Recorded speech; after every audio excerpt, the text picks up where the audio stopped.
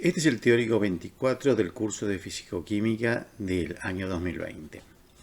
Este teórico va a estar basado en radicales libres y reacciones de óxido de reducción en sistemas biológicos. Yo soy César Fraga. La bibliografía que vamos a usar va a ser el material de estas diapositivas más el material de enseñanza complementaria que ustedes van a tener publicado en el campus. La primera pregunta que vamos a contestar es ¿qué es un radical libre? Acá tenemos una definición de radical libre que es una especie química, puede ser un átomo o una molécula de existencia independiente con uno o más electrones desapareados o no apareados en su capa externa. Dos hechos a notar en esta definición. Uno es que el radical libre tiene que existir realmente, o sea, tiene que vivir durante una cantidad de tiempo. Y el segundo es esta definición que tenga que tener uno o más electrones desapareados. Si ustedes se acuerdan, los átomos y las moléculas distribuyen su energía en orbitales. Estos orbitales son ocupados por los electrones. Y para que la molécula sea una especie estable, tienen que tener los electrones apareados, o sea, con sus espines, que acá los espines están indicados como flechitas, en direcciones opuestas.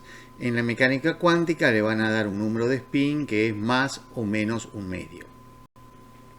Entonces, los electrones en las sustancias más estables, los electrones se encuentran apareados, y en los radicales libres no es así, sino que hay un solo electrón, tiene por supuesto una sola orientación, o también puede haber dos electrones en dos orbitales o dos electrones en un mismo orbital, pero siempre con los espines paralelos.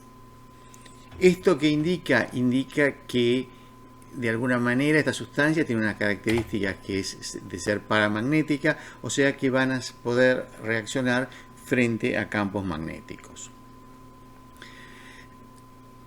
En las próximas diapositivas vamos a ver cómo caracterizamos un radical libre. Una manera de caracterizarlo es el tamaño. Bueno, los radicales libres pueden ser desde átomos hasta pasando por moléculas pequeñas hasta moléculas muy grandes, como puede ser una proteína. Puede haber una proteína que en determinado momento esté formando un radical libre. Pueden tener distintos tipos pueden ser positivos, pueden ser especies positivas, especies negativas, pueden ser especies sin carga. Por ejemplo, este radical, que es el radical hidroxilo, no tiene carga, solo tiene un electrón desapareado. Vamos a ver más sobre esto cuando vamos avanzando en la clase. El anión superóxido, que es un anión que aparte forma un radical libre, o el radical paraquat, que es un radical, que es un catión que tiene un radical libre. O sea, no importa la carga, siempre y cuando tenga un electrón desapareado ese átomo o molécula. La otra característica es la localización del electrón no apareado. Distintos átomos tienen la posibilidad de deslocalizar el electrón, y vamos a verlo más en detalle respecto del oxígeno, pero también el azufre, el nitrógeno y el carbono pueden adquirir una estructura en la cual haya un electrón desapareado y en consecuencia forman un radical libre. Bueno, otra característica es la posibilidad de oxidarse o reducirse, o sea, la posibilidad redox que tienen los radicales libres. Va a haber radicales oxidantes, que son aquellos que pueden reducirse ellos mismos, o sea, van a oxidar a la otra parte, o sea que ganan electrones, y por ejemplo tenemos ejemplos acá, el radical hidroxilo, el radical carbonato. Como les dije, estos radicales ganan un electrón y al ganar un electrón pasan a ser un anión. También hay radicales reductores que ellos mismos se oxidan, o sea, van a perder electrones. Ejemplos, el radical dióxido de carbono o el radical paraquat, que en general tienen una ecuación en la cual van a perder, o reaccionan para oxidarse y generar un electrón. Como ustedes ya lo vieron, en todas las reacciones de óxido-reducción hay semireacciones, o sea que podemos definir que una reacción redox es el resultado de la pérdida de electrones por una especie química y la ganancia de esos electrones por otra especie química. Así, ustedes vamos a ir viendo, pero un radical peróxido o lipoperóxido, que acá lo simplificamos como LOO punto, puede reaccionar con cualquier sustancia, cualquier molécula que tenga un hidrógeno, va a adquirir ese hidrógeno y va a generar el radical libre X de X, tal cual aparece en esta reacción. Esta reacción la podemos dividir en dos, una que es la reducción del peróxido al recibir un electrón, y si queremos y un protón, lo cual va a generar una acetona por ganancia de electrones, y la oxidación del XH, o sea el compuesto protonado, que se va a producir un radical libre y va a generar un electrón y un protón. Nos dimos cuenta que si nosotros sumamos estas dos ecuaciones, el resultado es la ecuación, esta ecuación que habíamos visto al principio. Entonces, tienen que tener posibilidades de óxido-reducción. La tienen a partir... La última característica que vamos a ver de los radicales libres es su reactividad química. O sea, los radicales libres son especies con una alta reactividad, ya que tienden a incorporar un segundo electrón o a perder su electrón. Esa reactividad química también está definida por los distintos tiempos en que estos radicales libres pueden vivir en sistemas biológicos.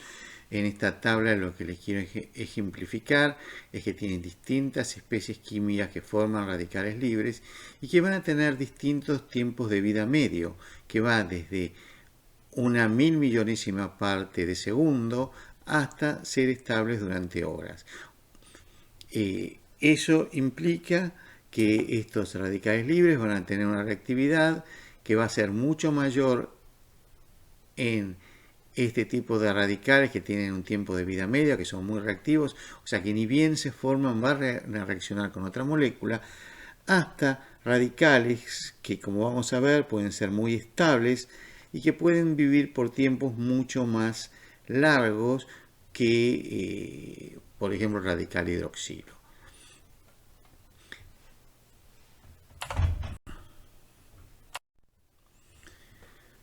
Una vez explicadas las características de los radicales libres, quiero volver a un ejemplo que mostramos en las clases de cinética, que es la reacción del hidrógeno con el bromo, que sucede a partir de reacciones de radicales libres, las cuales, si ustedes se acuerdan, definen una etapa de iniciación, una etapa o varias etapas de propagación y una etapa de terminación.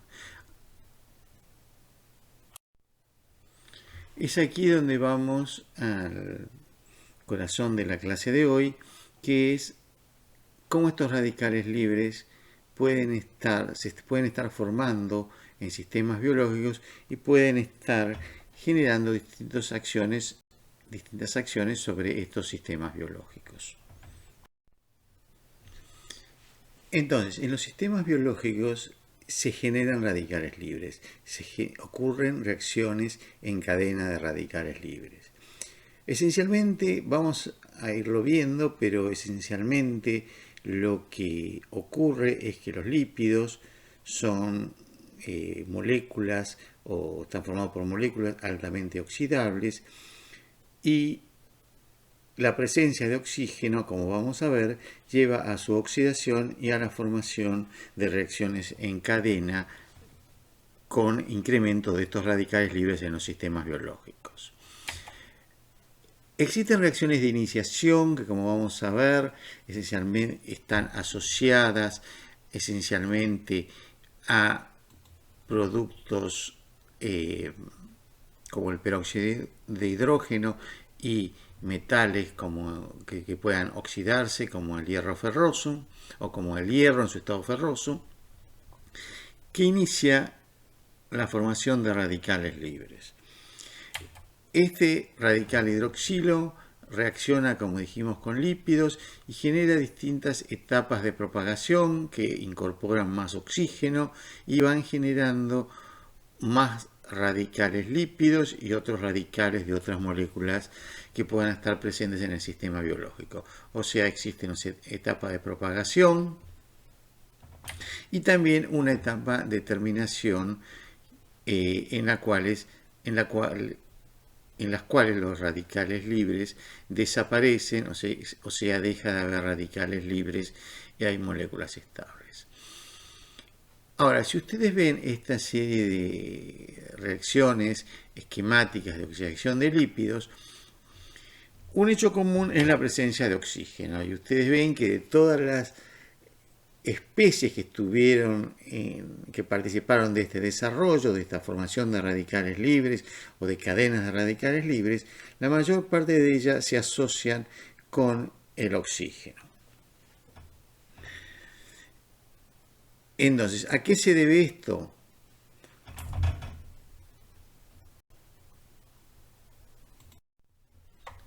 Bueno, esto se debe a las características químicas del átomo de oxígeno y de la molécula de oxígeno que forman dos átomos de oxígeno.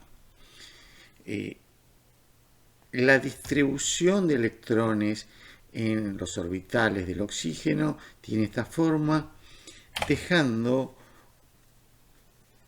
o posibilitando que el oxígeno molecular sea un birradical con dos electrones desapareados, uno localizado sobre cada átomo de oxígeno. Es un estado químicamente estable, oxígeno es el oxígeno que respiramos, y define lo que se denomina en la mecánica cuántica un estado de triplete, que vamos a ver a qué se debe esa denominación. Para entender lo que significa un estado de triplete, bueno, tenemos que ver la configuración electrónica del oxígeno, que está representado en esta parte de la diapositiva, en lo cual vemos que los electrones de los dos átomos de oxígeno se van distribuyendo, ocupando cada uno de los orbitales, y quedan los dos últimos orbitales con un electrón cada uno, que van a tener sus espines en forma paralela, y esto es lo que va a definir el estado triplete. Este estado triplete viene a partir de un cálculo, que es el cálculo, lo que en mecánica cuántica se denomina cálculo del número de spin, y que se asocia con esta fórmula que es 2 por la sumatoria de los espines de cada uno de los electrones más 1. O sea, si los dos electrones tienen un valor paralelo, los dos valores tienen positivo más un medio más un medio va a ser 1, multiplicado por 2 es 2, más 1 da un número 3, que es lo que define este estado de triplete del oxígeno basal. En contraposición, nosotros tenemos acá la distribución de electrones en la molécula de oxígeno que define el estado de singulete. Como vemos, hubo un paso de un electrón desde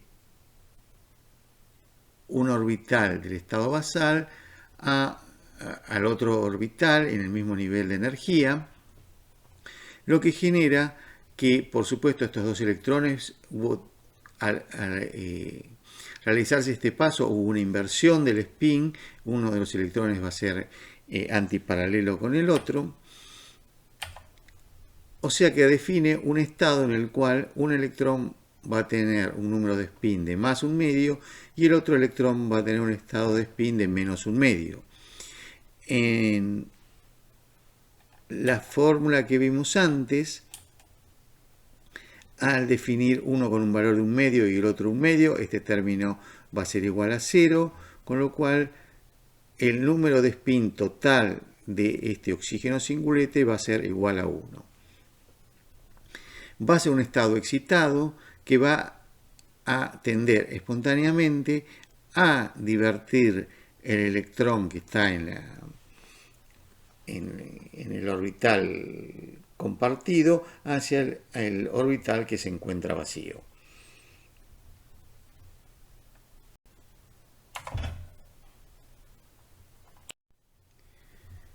Ahora bien, una vez definidas estas características químicas del oxígeno, vamos a lo que sabemos en cuanto a la función biológica del oxígeno, que es su esencialidad.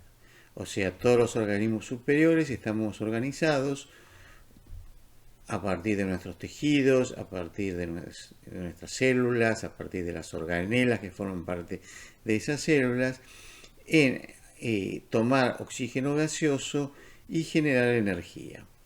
Este es el principio de la vida y se debe a esa posibilidad de respiración celular. Ahora también hay otra contracara de esto, que es la toxicidad del oxígeno. El oxígeno puede ser tóxico. Y una investigadora de la Facultad de Farmacia y Bioquímica, la doctora Rebecca Gershman, trabajando en Estados Unidos, en 1954 observó que presiones elevadas de oxígeno son tóxicas para los animales. Acá en este gráfico vemos que a medida que se aumenta la presión parcial del oxígeno, la supervivencia de las ratas disminuía. O sea, mayor tensión de oxígeno, menor supervivencia. Al elaborar esta observación, lo que Rebecca Gershman también se da cuenta es que los radicales libres del oxígeno son el mecanismo molecular para la toxicidad del oxígeno y es común con la radiación ionizante. Piensen que en 1954 estamos en plena Guerra Fría y los estudios sobre la toxicidad de la energía atómica eran una parte muy importante en la investigación en el mundo. Lo otro que Gershman se da cuenta es que es un proceso continuo, o sea que nosotros estamos constantemente respirando y generando especies oxidantes o radicales libres del oxígeno en un mecanismo que va deteriorando o que va modificando nuestras funciones biológicas. Este descubrimiento de Rebecca Gershman se asocia con un descubrimiento anterior de este señor que se llamaba Leonor Michaelis en 1946 sobre la reducción parcial del oxígeno. Lo que Michaelis observó es que el oxígeno se puede reducir en forma parcial produciendo radicales libres. O sea, el oxígeno que nosotros definimos como triplete, o sea, el oxígeno en su estado basal. Puede recibir un electrón para formar lo que se denomina anión superóxido, que lo habíamos nombrado anteriormente. Este anión superóxido recibe un nuevo electrón para formar peróxido de hidrógeno, el cual recibe un tercer electrón, genera radical hidroxilo, del cual habíamos hablado un poco anteriormente, y el radical hidroxilo recibe un nuevo electrón y genera agua. O sea, en la reducción del oxígeno triplete a agua, el oxígeno tiene que recibir 4 electrones y puede hacerlo en forma completa, como lo hace en la cadena respiratoria, o sucesiva o simultánea, o lo puede ir recibiendo de a uno, generando estas especies intermedias.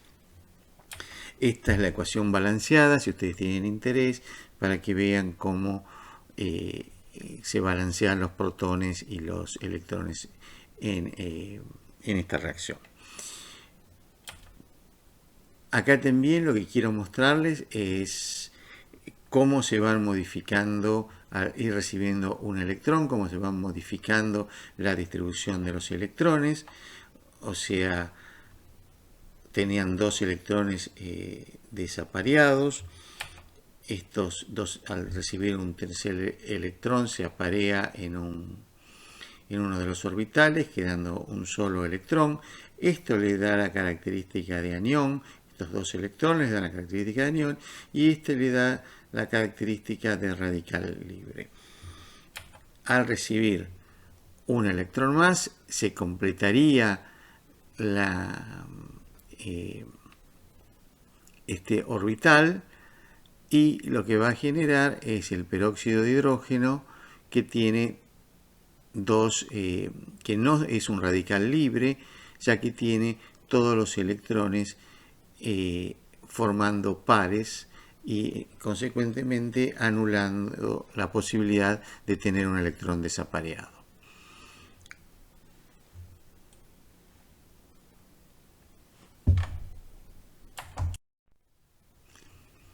Ahora bien, ¿cuáles son las fuentes biológicas del primer producto de reducción parcial del oxígeno, o sea, del anión superóxido?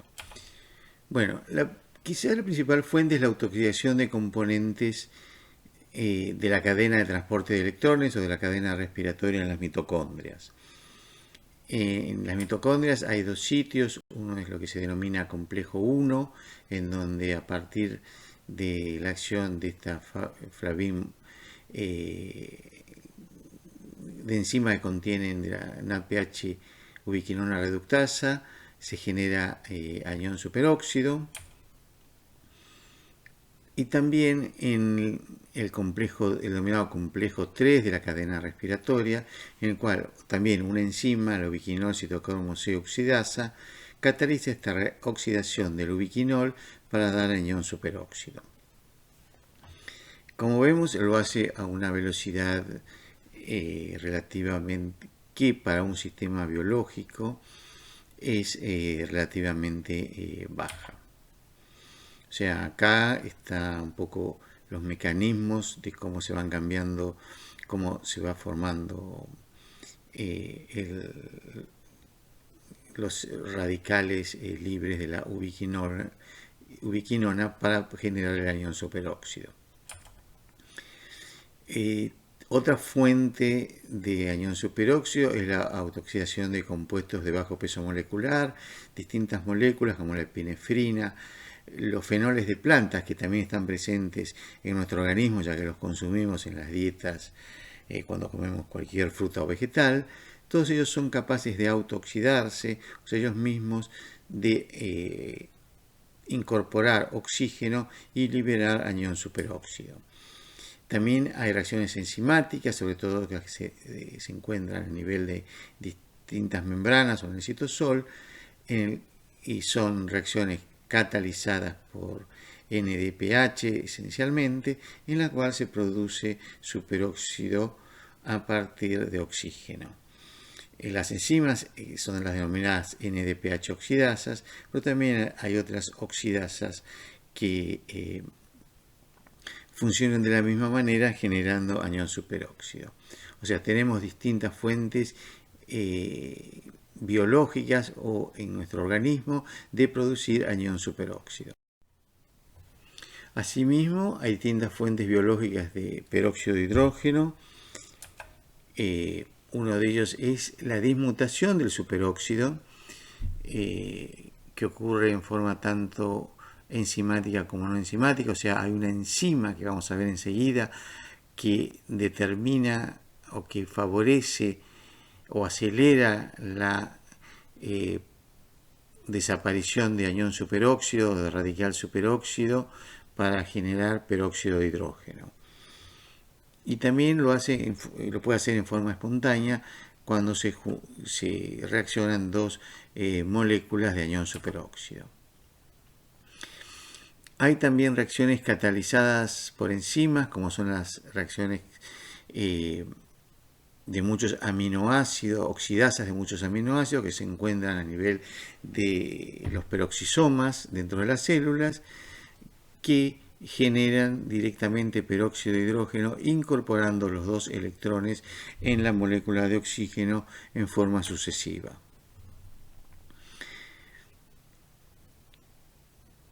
Finalmente, consideramos fuentes biológicas de radical hidroxilo. Esencialmente, el radical hidroxilo también se genera a partir de la ruptura de peróxido de hidrógeno por reacciones catalizadas por hierro, en las cuales, como vemos acá, el peróxido de hidrógeno se descompone para dar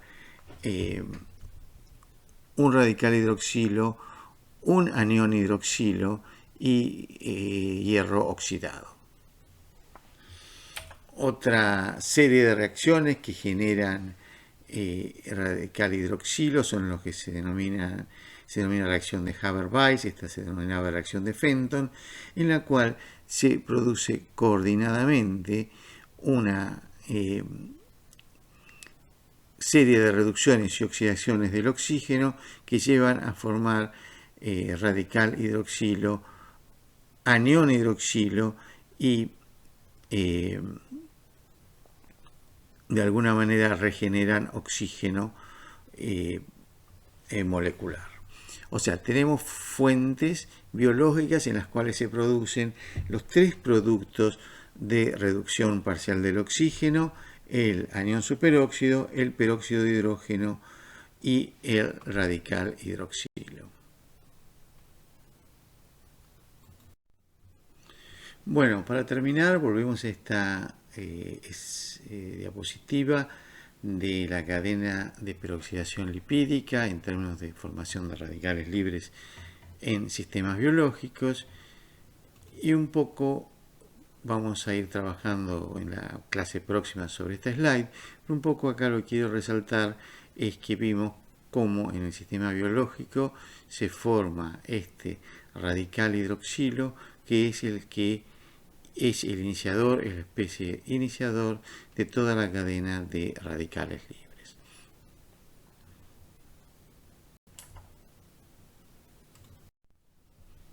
¿Qué podemos decir acerca de radicales, o qué podemos concluir acerca de radicales libres en sistemas biológicos? Bueno, primero que en los sistemas biológicos aeróbicos hay una producción continua de radicales libres, que en su mayoría son especies oxidantes. Que los principales radicales libres que se forman en los sistemas biológicos son aquellos en los que su electrón desapareado se localiza sobre el átomo de oxígeno. ¿Por qué el átomo de oxígeno? Bueno, por la particular distribución de electrones en la molécula de oxígeno, que favorece su reducción parcial, formando radicales libres al poder incorporar electrones en forma individual. Finalmente, que una producción excesiva de radicales libres daña los sistemas biológicos.